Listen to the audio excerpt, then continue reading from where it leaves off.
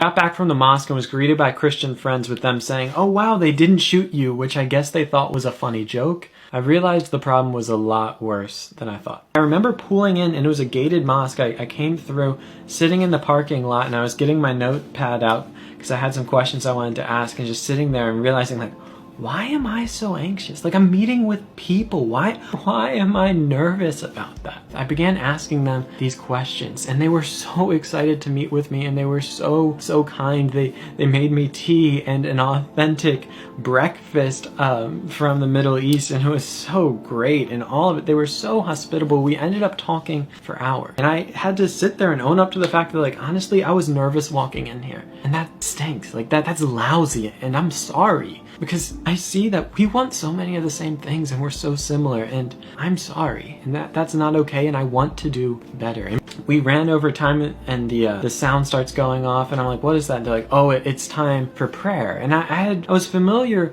with how Muslims pray multiple times a day, but I'd never really seen it. And they invited me, do you want to come see it? And so I sat down in the area where they do that. I got to watch the men do their prayers, and just thinking, like, here are all these people who just came in from the middle of their work day to pray, and being so inspired by that, and realizing, like, this is something as Christians that is in our heritage. Like, we do have the liturgy of the hours, which is such a beautiful thing, but it wasn't something I was aware of at that time. And realizing, like, man, while I don't agree with many tenets of this faith, like, that devotion is beautiful.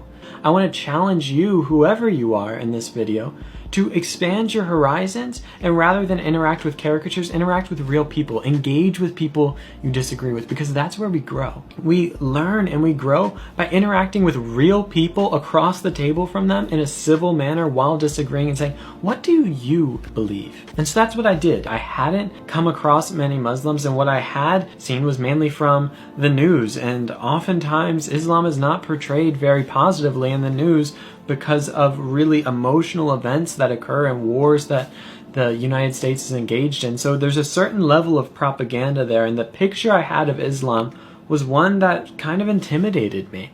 I remember leaving there so grateful for the opportunity to see my own biases, to see just the really dark side of how I had accepted certain cultural narratives about people, that without even knowing people like that.